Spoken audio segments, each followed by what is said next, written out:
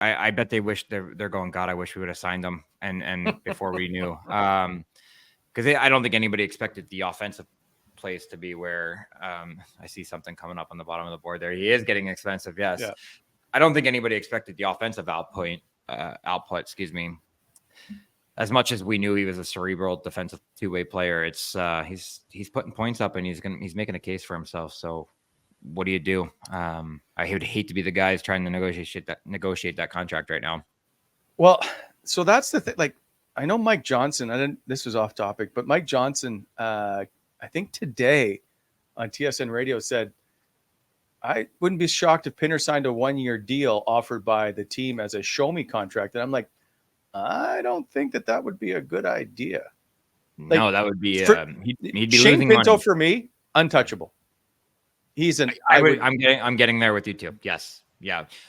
I say that now because I don't know what his next contract is going to look like, but you got somebody if you're going to sign Pinner to a big time contract, somebody's moving. Somebody has to move out. Right? And I don't know who that somebody is, but man, he's earning every dollar right now. And I think I don't know what his I don't know what his offensive ceiling is. It's kind of hard to say because he makes all the right plays. He's got a great shot. He scores some goals. If I'm Ottawa, I would love to see a 1-year deal. If I'm the team and the organization, I'm going, great. That'd be amazing. Please. And thank you. But I don't see him doing that at all. But let me put it to you this way, though. You don't, if you take the $5 million of Vladimir Tarasenko got, and so they've obviously moved it away, then there's some money there as a top 6 for Shane Pinto. Well, if you're Shane Pinto, are you signing for a $5 million deal? Yeah, I think you have to. I think, yeah. You think he's more than $5 million right now? He's got 129 games, 68 points. So here's the thing: you got to take 30 to 40 of those games out of the way because that's adjusting to the league. So And and again, this is a number. This is what have you done for me lately? And lately, he's been their best player. If you take the last 2 years, which he played a full year last year and 30 games this year, so that's 111 games. He's got 60 points. Okay, so he's a 40. That puts you at a 50-point pace guy. But I think this part of the season is more indicative than that overall landscape. I think he's a 55, 60 point player. And I don't know what that gets you, but if I'm Pinto, like right-handed centers that can put up 55 points and play both ways. 6'3".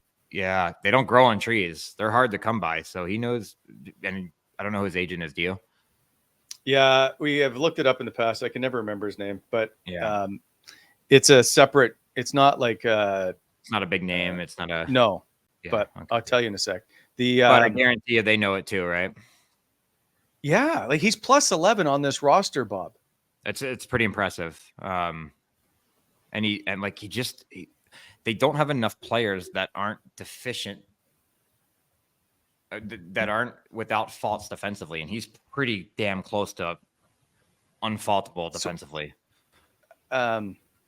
Steve Stais and I remember, and Jacques and the entire organization said we want 200-foot players. Well, that is Exhibit A. Yeah, that is he's your poster boy if that's what you're talking about. So, I'd be doing it. I'd do everything in my power. He's as close to Timmy Stützle and Tkachuk and Batherson contract wise as it gets. Like you got to get him up there with those guys. He's your number one center right now. He's your number one center. Yeah. Yeah. So I don't know what that, I would hate to be making decisions right now. Like, luckily they have it. I mean, I would hate to be making decisions because it's hard. You got to move a big contract. You got to shake the core up. We've talked about it. I just don't know who it is. I don't know. Yeah. So can you win with Tkachuk, Pinto, Batherson, Giroux, Norris, Stützle? Can you win with those 6?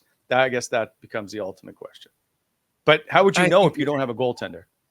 And how would you know if Josh is not unhealthy? That's a bit right. Yep. Like that hurts because you don't know what you're getting out of him, and that's not his fault. That's a big injury. And yeah, to your point, they have no clue if you have a goaltender or not. So, but that does as of right now, that changes things a little bit.